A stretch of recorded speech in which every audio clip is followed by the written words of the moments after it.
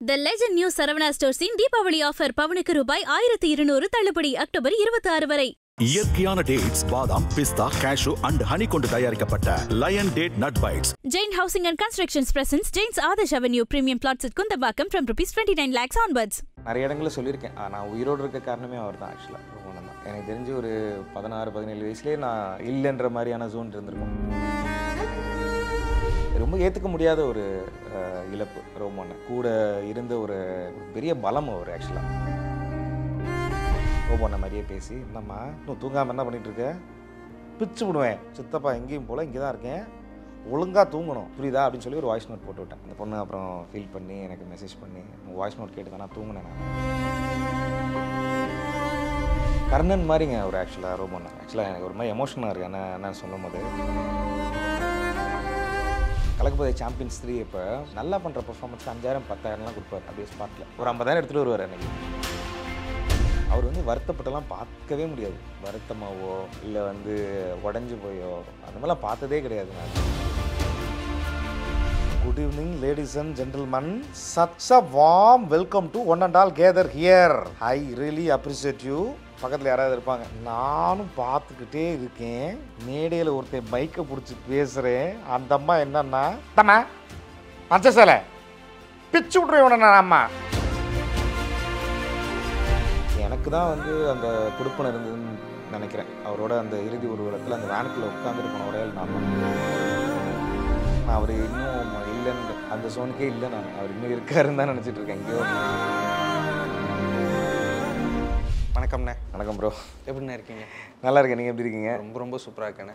அண்ணே, இப்போது ஒரு படம் ஹீரோவாக பண்ணியிருக்கீங்க அப்படிங்கும்போது எனக்கு நிறைய விஷயங்கள் ஓடினது என்னென்னா, இவர் எங்கே ஆரம்பித்தார், எப்படி இவ்வளோ பெரிய ஒரு ஜேர்னி தாண்டி இப்போது ஒரு படம் ஹீரோவாக பண்ணுற அளவுக்கு வளர்ந்துருக்காரு அப்படிங்கும்போது நிறைய வருடங்கள் அதை பற்றி நான் நிறையா பேசணும் அப்படின்னு நான் நினைக்கிறேன். உங்களோட ஆரம்ப புள்ளி அப்படிங்கும்போது இந்த ட்ராமா எல்லா இடத்துலையும் இங்கே போடுவாங்களே மேடையில், அப்படிங்கும்போது அவர் சொல்லி தான் நான் கேள்விப்பட்டேன். இந்த பிரேம்நாத் சொல்லியிருந்தார் உங்களை பற்றி, என்னென்ன இப்படி தான் ஆரம்பித்தார் அவர் அப்படின்னு சொல்லிட்டு. ஃபஸ்ட்டு உங்களோட மேடை அதை பற்றி சொல்லுங்கண்ணே. முதல் மேடை நான் 11th ஸ்டாண்டர்ட் படிச்சுட்டு இருந்தேன். அப்போ எங்கள் அப்பா என்ன பண்ணுவார், நிறைய கேசட் வாங்கிட்டு வருவார். அப்போ டிவியில் டேப் ரெக்கார்டர் இருக்கும். அப்போ கேசட்டாக வாங்கிட்டு வருவார். அப்போ இந்த சாங்லாம் இருக்கும்ல, அசைந்தாடும் அந்த மாதிரி அந்த பாட்டெல்லாம் இருக்குல்ல, எங்கள் அப்பா அந்த மாதிரி ஃபேன் அவர். அப்போ எதர்ச்சியாக அதில் ஒரு கேசட் மயில்சாமி என்னன்னா லக்ஷ்மண் சார் இருக்கார்ல, இப்போ லக்ஷ்மண் சாரும் ஒரு கேசட், காமெடி கேசட் போட்டிருந்தாங்க. அதில் பார்த்தீங்கன்னா ஃபுல்லாக மெமிக்ரி அந்த மாதிரி காமெடி இதெல்லாம் வரும். இப்போ இது போடும்போது இது நாங்கள் எப்போ பார்த்தாலும் ஏதாவது ஓடிக்கிட்டே இருக்கோம். நான் கேட்டு இது நான் லைட்டாக மெமரைஸ் ஆகிடுச்சு. இப்போ பாட்டு மெமரைஸ் ஆகிற மாதிரி அந்த மெமிக்ரின்றது மெமரைஸ் ஆகிடுச்சு. அதை நான் போய் 11th ஸ்டாண்டர்டில் முதல்ல ஃபேர்வெல் பார்ட்டி 12th நடக்குது. நான் 11th. அதனால் வரைக்கும் நான் லிட்ரலி ஒரு காதல் கொண்டையில் தனுஷ் சார் இருப்பார்ல, ஒரு கண்ணாடி ஒன்று போட்டுட்டு ஒல்லியாக, ரொம்ப என்ன சொல்கிற இன்ஃபீரியாரிட்டி காம்ப்ளெக்ஸ் அதிகமாக இருக்கிற ஒரு பையன். அந்த ஸ்டேஜ் என்னை பயங்கரமாக மாற்றுச்சு. எப்படி மாற்றுச்சுன்னா, அந்த ஃபேர்வெல் டேயில் என்னை பெர்ஃபார்ம் பண்ண வைக்கிறாங்க. அந்த மொமெண்ட்லேருந்து எனக்கு கான்ஃபிடென்ட் பயங்கரமாகிடுச்சு. ஏன்னா நான் பண்ண வாய்ஸ்க்கு கை தட்டுறாங்க. கேப்டன் சார் மாதிரி பேசுகிறேன், ஜனகராஜ் சார் மாதிரி, எம்ஜிஆர் சார் மாதிரி, சிவாஜி சார் மாதிரி, சரோஜா தேவி அம்மா மாதிரிலாம் அப்படிலாம் பேசுவோம். எல்லாம் ஸ்டண்ட் ஆகிட்டாங்க. அதனால் வரைக்கும் என்கிட்ட பேசாத பசங்க, ஸ்டாஃப்ஸ். அது ஒரு கோவிட் ஸ்கூலு. நான் நார்மலாக பசங்கள்கிட்டே ரொம்ப இன்ஃபீரியாரிட்டியாக இருக்கிற ஆள். பொண்ணுங்கள்ட்ட தான் சுத்தம். பொண்ணுங்களாம் கை கொடுத்து பேசுது. அப்போ எனக்கு ஒரு கான்ஃபிடென்ட் வந்தது. இந்த கைத்தட்டு அப்போ ஒரு போதையை கொடுத்துச்சு. எப்படின்னா இது நல்லா இருக்குது இந்த இது. அப்போ அங்கேருந்து ஆரம்பித்தது தான் அந்த மேடை, முதல் மேடை. முதல் மேடை கண்டிப்பாக. இப்போ அந்த கேப்டன் சார் வைஸ் அப்படின்னா எனக்கு நிறைய கேட்கணும் அப்படின்னு தோணுது. என்னென்னா, அப்போது அவர்கிட்ட நிறைய ஃபோட்டோஸ் நான் பார்த்துருந்தேன். நீங்கள் சொன்ன மாதிரி கோட் ஷூட் போட்டு கண்ணாடிலாம் போட்டு ஒரு ஃபோட்டோஸு நிறைய இடங்களில் நீங்கள் ரோபோ சங்கர் அண்ணனோட நின்றுட்டு அந்த ஃபோட்டோஸ் அந்த இது தான் நான் பார்த்தேன். அப்படிங்கும்போது நீங்கள் நிறைய இடங்களில் சொல்லியிருக்கீங்க, நான் மிமிக்ரி அப்படின்ற அந்த ஒரு விஷயத்தை பார்த்தது, கேப்டன் வாய்ஸ் ரொம்ப பெர்ஃபெக்டாக பேசுகிறதுலாம் ரோபோ சங்கர் அண்ணனை பார்த்து நிறைய இன்ஸ்பயர் ஆயிருக்கேன். அப்படிங்கும்போது நீங்கள் அவர்கிட்ட இருந்து கற்றுக்கிட்டது அந்த விஷயங்களை பற்றி பகிர்ந்துக்க முடியுமா? மிமிக்ரியை நான் அவர்கிட்ட தான் கற்றுக்கிட்டேன். ஓகே. இப்போ நான் கேசட்டில் இந்த காமெடி ட்ரெய்லர்ஸ் மாதிரிலாம் இருக்கும். ஸோ சில இதெல்லாம் சின்ன சின்ன மிமிக்ரிஸ்லாம் இருக்கும். பட் ஆனால் நான் ஒரு மிமிக்ரி ஐடியலாக பார்த்தது ரோபோ அண்ணன் தான். என்ன மட்டும் கிடையாது, என்ன மாதிரி நிறைய யங்ஸ்டர்ஸ்க்கு ஒரு மிமிக்ரிக்கு தெரிஞ்சது அவர் மூலமாக தான். அண்ட் பேசிக்காக அவர் வெறும் எப்படி சொல்கிறது, ரொம்ப நல்ல மனுஷனாக அந்த ஃப்ரம் த ஹார்ட் ஒன்று இருக்கும்ல. வந்தோடனே இப்போ நான் பார்க்கும்போது ஹை ப்ரோ இப்படி இருக்கும்ல, அவர் அப்படி சொல்ல மாட்டார். செல்லக்குட்டி தம்பிமா அப்படின்னு அந்த ஒரு கண்ணத்தை பிடிச்சி அப்படின்னு முத்தம் கொடுக்குறதாகட்டும், அப்படி ஹக் பண்ணிக்கிறதாகட்டும், அது நம்ம கூட பிறந்த தம்பி மாதிரி அப்படி ட்ரீட் பண்ணுவார். நான் 2007 இப்போ எப்படி எனக்கு ரோபோன்னு ஒரு மிமிக்ரியில் ரோல் மாடலும், ஈரோடு மகேஷ் அண்ணன் வந்து எனக்கு ஒரு மென்டார் மாதிரி. என்னை வந்து கையை பிடிச்சி இன்றைக்கி என்னை கூட்டிகிட்டு வந்து அசத்த போகுது யாரில் அவர் கையை பிடிச்சி இன்றைக்கி வரைக்கும் என்னை கூட்டிகிட்டு போயிட்டுருக்காரு எல்லா இடத்துலையும். இப்படி தான் போகணுன்னு. ஒருவேளை அவர்லாம் இல்லைன்னா நான் இந்த ஜோனில் இருப்பேன்னு எனக்கு தெரில. அவர் ரோபோனெல்லாம் அரவிந்த் அண்ணன், சுட்டி அரவிந்த் அண்ணன்லாம். அவர் 2007 இந்த மாதிரி அந்த டைமில் வந்து என் தங்கச்சி வந்து ஸ்பெஷல் சைல்டு. ஆக்சுவலாக எனக்கு ஒரு தம்பி இருக்காங்க. நான் என்னோடய ஸ்டடீஸை நானே பார்த்துக்கிட்டேன், என் தம்பிக்கு நான் படிக்க வச்சேன், என் தங்கச்சி நான் பார்த்தேன். ஸோ அதனால் என்னென்னா மகேஷ் அண்ணன் வந்து தங்கம் ரோபோனன்ட்ட தங்கம் நம்ம தம்பி இந்த மாதிரி கொஞ்சம் கஷ்டப்படுற தம்பி, நல்ல டேலண்ட்டு, இவனை வந்து நீ உன்னோட மேடை நிகழ்ச்சிகள்லாம் கூட்டிகிட்டு போங்க அப்படின்னு கூப்பிட்டு போய் சேலமில் ஒரு பெரிய பப்ளிக் ஷோ, அந்த ஷோவில் இன்ட்ரடியூஸ் பண்ணி வைக்கிறாங்க 2007. அங்கேருந்து கிட்டத்தட்ட 2025 இப்போ வரைக்கும் அதே மாதிரி எங்கே போனாலும் எந்த நிகழ்ச்சி போனாலும் அதில் இருப்பேன். நான் மேடையில் கூப்பிட்டு அந்த ப்ரோக்ராமுக்கு எனக்கு பேமெண்ட்லாம் பேசியிருக்க மாட்டாங்க. ரோபோன்னு அரவிந்தன் அவங்க பேமெண்ட்லேருந்து எனக்கு ஒரு சின்னதாக எடுத்து எனக்கு ஒரு பேமெண்ட் கொடுப்பாங்க. அப்படி தான் ஆரம்பிச்சது. ஏன்னா அப்போ நான் டிவி ஃபேம்லாம் பெருசாக இல்லைல்ல, அசத்த போதையார் மட்டும்தான் பண்ணியிருக்கேன். அப்புறம் திரும்ப அவங்களோட கலைஞர் டிவியில் எல்லாமே சரி தான் பண்ணேன். ஸோ இப்படி கொஞ்சமாக அவங்களோட ஒரு 19 years ஆஃப் ட்ராவல் அண்ணன் கூட, ரோபோ அண்ணன் கூட ஒரு கிட்டத்தட்ட ஒரு கர்ணன் மாதிரிங்க ஒரு ஆக்சுவலாக ரோபோண்ணன். ஆக்சுவலாக எனக்கு ஒரு மாதிரி எமோஷனலாக இருக்குது என்ன சொல்லும் போது. கலக்கப்போதை சாம்பியன்ஸ் 3 இப்போ நல்லா பண்ணுற பர்ஃபார்மன்ஸ்க்கு 5000 10,000லாம் கொடுப்பார் அப்படியே ஸ்பாட்டில். அதே மாதிரி அவர் காசு கொடுப்பாரு. அவர் இதெல்லாம் இல்லை, அவர் எடுத்துகிட்டு வருவார், ஒரு 50,000 எடுத்துகிட்டு வருவார் அன்றைக்கி. அது மாதிரி கலக்கப்போதையார் இது ஜூனியர்ஸ் பண்ணாங்க, அதுலேயும் வந்து சின்ன பசங்களுக்கு 1000 2000 கொடுப்பாரு. அந்த ரைட்டு எழுதுறாங்கல்ல, அந்த ரைட்டர் பசங்களுக்கு கொடுப்பாரு. அது ரொம்ப பெரிய விஷயமா இருக்கும் இல்லை. ஸோ அந்த மாதிரி கொடுத்து நிறைய நல்ல குவாலிட்டி நிறைய இருக்கு அண்ணன்ட்ட. ஆனால் இப்போது எனக்கு இந்த ஒரு விஷயம் எனக்கு ரொம்ப ஆச்சரியமாக இருக்கும். கலைத்துறையில் நம்ம பண்ணுற ஒரு விஷயத்த இன்னொருத்தவங்க பண்ணுறாங்க அப்படின்னாலே அவங்கள நம்மளோட மேடை ஏற்றுறது வந்து ஸ்லைட்லி ஒரு இதாக இருக்கும். நம்மளோட கைத்தட்டில் அவங்க எடுத்துகிட்டு போயிடுவாங்களோ, இல்லை நம்மளை விட அவங்க வளர்ந்துருவாங்களோ அப்படின்ற அந்த ஒரு விஷயம் கலைஞர்களுக்குள்ள சில கலைஞர்களுக்கு அப்படி நம்ம பார்ப்போம். அப்படிங்கும்போது அந்த விஷயம் துளியும் இல்லாமல் நான் ரோபோ சங்கர் அண்ணனை பற்றி நான் நிறைய பேர்ட்ட பேசும்போது நிறைய பேர் சொல்லுவாங்க, என்னை அவர் தான் ஃபஸ்ட்டு மேடை ஏற்றினார், என்ன அவர் தான் கூட்டு போனார் அப்படின்ற மாதிரி, ஃபாரினுக்குலாம் என்ன அவர் கூட்டு போயிருக்காரு அப்படின்ற மாதிரிலாம் நிறைய பேர் சொல்கிறது கேட்கும்போது எனக்கு ரொம்ப ஆச்சரியமாக இருக்குது. துளியும் பயம் இல்லாமல் வளர்றதுல ரொம்ப சந்தோஷப்பட்டிருக்காரு. இப்போ உங்களையுமே அவர் தான் முதல்ல அங்கே ஏற்றிட்டு இது பண்ணது, பேமெண்ட் கொடுத்ததெல்லாம் சொல்லும்போது ரொம்ப ஆச்சரியமாக இருக்குது. எப்படி அந்த தாட் ப்ராசஸ் இல்லை அதை பற்றி ஏதாவது சொல்லுவாரா, இல்லை மிமிக்ரியை பற்றி இப்போ சில பேர் சொல்லுவாங்களே இதை இப்படி தான் பண்ணணும் அப்படின்ற மாதிரி அட்வைஸ் எல்லாம் உங்களுக்கு கொடுத்துருக்காரு? சொல்லிலாம் கொடுக்கணும்னு இல்லை ப்ரோ, நீங்கள் அவரோட இருந்தாலே கற்றுக்கலாம்.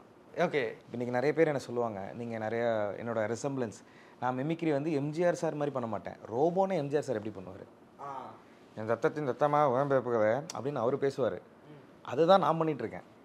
கேப்டன் சார் வந்து விஜயகாந்த் சார் எப்படி பண்ணுவாருன்னு நான் பண்ணல, ரோபோன்னு எப்படி பண்ணுவாரோ அதை தான் நான் பண்ணிகிட்ருக்கேன். ஸோ நான் அவர்கிட்டருந்து தான் கற்றுக்கிட்டேன். அப்புறம் கொஞ்ச நாளுக்கு அப்புறம் அதை நம்ம புதுசாக வர்றது, அதில் இருக்க மைன்யூட்டான விஷயங்கள்லாம் பார்த்து கற்றுப்போம். அதே மாதிரி நம்ம ஏதாவது புது வாய்ஸ் எடுக்கிறோன்னா இப்போ சொல்லுவார் இந்த மாதிரி, அன்பு தம்பிகள் வந்து பயங்கரமாக டேலண்ட்டு, அதாவது லேட்டஸ்ட் வாய்லாம் பிரிச்சுருவாங்க. அதுவும் நான் சார் டிஎஸ்கெல்லாம் ஏறினாங்கன்னா Vijay sir, Ajith sir voice, Vijay Sethupathi sir voice, Sivakarthikeyan sir வாய்ஸ்லாம் பிரிச்சுருவாங்க. தம்பிமா பண்ணுமா அப்படின்னு. அவர் என்னென்னா அவர் பண்ணது போக அவர் என்னென்னா எனக்கு தெரிஞ்சு ஒரு 4-5 வாய்ஸ் பண்ணாலும் மற்றதெல்லாம் எங்களை பண்ண வச்சு தான் அழகு பார்ப்பார். கூட இருந்து பார்த்து என்ஜாய் பண்ணுவார். அவர் மாதிரியே பண்ணுறது அவர் இன்னும் ரொம்ப லைக் பண்ணுவார்.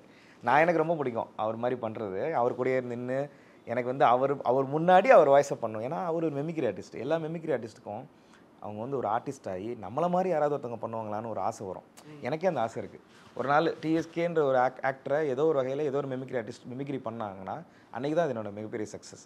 அது மாதிரி ரோபோ அண்ணன் முன்னாடி ரோபோ அண்ணன் கூடயே நான் பண்ணது வந்து அவருக்கு ரொம்ப ஹாப்பி. ஓகே, நம்ம வாய்ஸ் அப்படின்ட்டு அப்படி ரசித்து பார்ப்பார். ஃபர்ஸ்ட் ஸ்டெப் என்ன பண்ணீங்க? எனக்கு தெரிஞ்சு நீங்கள் தான் பண்ணுறீங்க. இல்லை அசார் நவீன் பண்ணுவார். நவீன் தான் எனக்கு தெரிஞ்சு ஃபஸ்ட்டு கலக்கப்போதையாரில் பண்ணார்.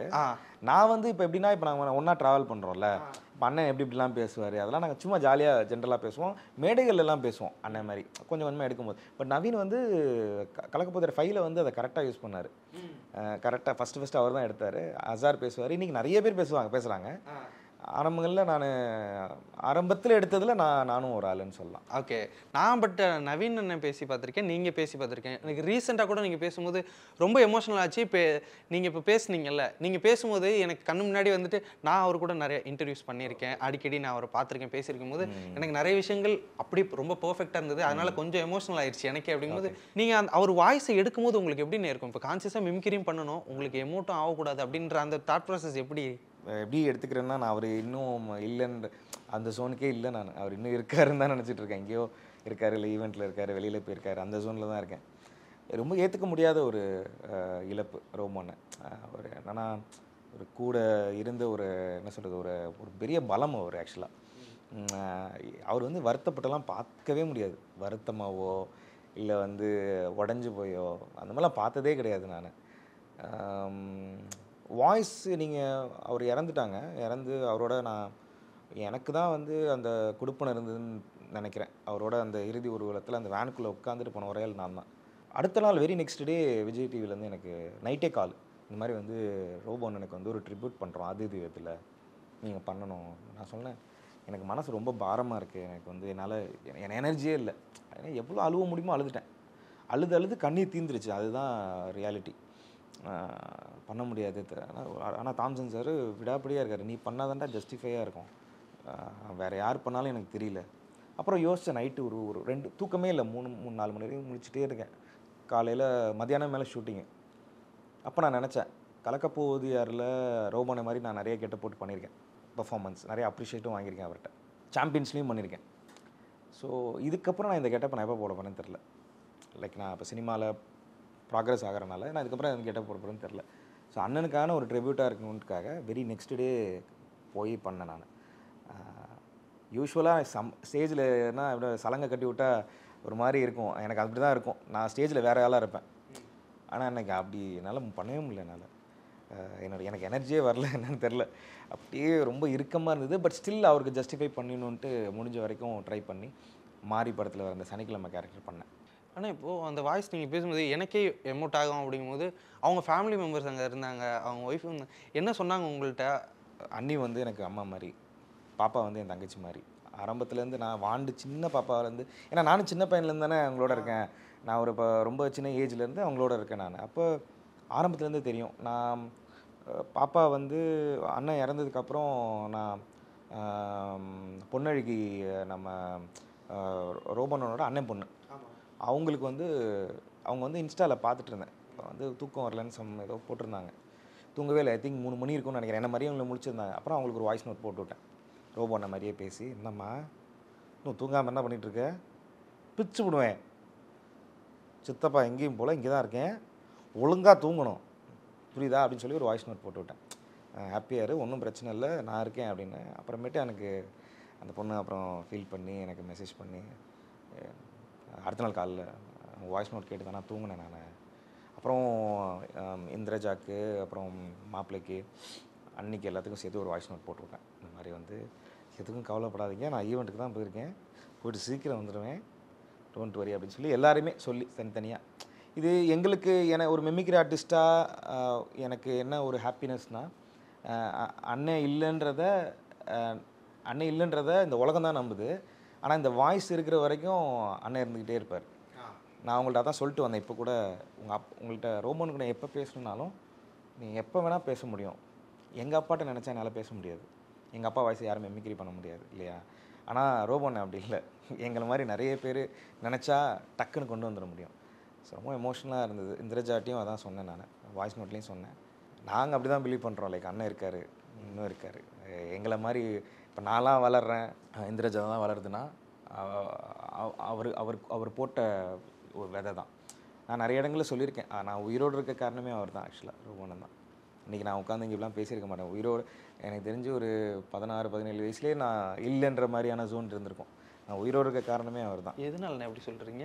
நான் ஸ்விம்மிங் பூலில் ஒரு தடவை விழுந்துட்டேன். நான் அவரோட ஈவெண்ட் போயிருந்தப்போ, சும்மா ஆர்வக்கோளாறு தானே சின்ன பசங்க அப்படின்ற டைமில் ஒரு சின்ன பையன் ஒரு 6 ஃபீட்டில் குதிச்சான். அதை பார்த்துட்டு நான் சின்ன பையனே குதிக்கிறானே, நானும் குதிச்சிட்டேன். பார்த்தா நம்ம ஹைட்டு நான் கொஞ்சம் அது கம்மி தான், 6 ஃபீட்டு கீழே போனனால எனக்கு நீச்சலும் தெரியாது. ஸோ ஹைட்டு இவ்வளோ தூரம் தண்ணி இப்படி இருக்குது. இப்போ நான் தலையை இப்படி எக்கிட்டு வந்தால் இப்படி வரலாம், இவ்வளோ தான் பண்ண முடியும். கிட்டத்தட்ட ஒரு 10 நிமிஷமாக நான் இப்படின்னு பண்ணிகிட்டே இருக்கேன். அவங்க எல்லாம் நினச்சிட்டு இருக்காங்க விளாண்டுட்ருக்கேன் அப்படின்ட்டு நினச்சிட்டு இருக்காங்க. நான் ஏதோ கூப்பிட்றான்டான்னு நம்ம கூப்பிட்றோம் மாப்பிள்ள அப்படின்னு இவர் சொல்லியிருக்காரு அரவிந்தனை. அவன் சும்மா விளாட்றான்டா அப்படின்ட்டு ரோமோனை. அப்புறம் கொஞ்சம் நேரம் கழித்து பார்த்து ரோமோனை சுதாரிச்சுட்டு வந்து என்னை காப்பாற்றினார். ஒரு 2 நிமிஷம் விட்டுருந்தாருன்னா உள்ளே முழுகிருப்பேன். ஸோ என்னை பிடிச்சி தூக்கிட்டு தூக்கம் வந்தவரை பிடிச்சி அமுக்கி அவரை உள்ளே அமுக்கி இவன் என்னையே உள்ளே அமுக்கி விட்டாட்டாவேன் அப்படின்னாரு. அப்புறம் தூக்கி வந்து வெளில போட்டு ஸோ அந்த மாதிரி லைக் என்னோடய லைஃப்பில் வந்து ரொம்ப ஒரு பெஸ்ட்டு பார்ட்டான மறக்க முடியாத நிறைய நினைவுகள் இருக்குது அவரோட. கண்டிப்பாக. ஆனால் எனக்கு அவர் நீங்கள் பேசும்போது எனக்கு அவர் மாதிரி பேசி என்னை சிரிக்க வைக்க முடியுமா? அந்த சனிக்கிழமையில எனக்கு அப்படி தான் தோணுச்சு. ஏன்னா எனக்கு இவ்வளோ நேரம் நீங்கள் பேசுனது எமோஷ்னலாக இருந்துச்சு. எனக்கு அவர் வாய்ஸ் எனக்கு கேட்கணும் போல இருக்கு. ஹாப்பி தான் ப்ரோ. எனக்கு இப்போயுமே நான் மேடையில் நான் ஒரு சில வாய்ஸ் பண்ணும்போது செம்ம கிளாப்ஸ் வரும். அது சூப்பர் ஸ்டார் ஆகட்டும், விஜய் சார் ஆகட்டும், விஜய் சேதுபதி அண்ணன் ஆகட்டும். ஏன்னா பர்ஃபெக்ஷனாக எனக்கு ஒரு சில நான் ரொம்ப பர்ஃபெக்ட் மெமிக்ரி ஆர்டிஸ்ட்னு சொல்லிக்க மாட்டேன். எனக்கு ஒரு சில வாய்ஸ் வரும், அதை நான் மேனேஜ் பண்ணி பண்ணுவேன். சார் நவீன்லாம் வந்து ப்ரோ மெமிக்ரிலே ப்ரோ.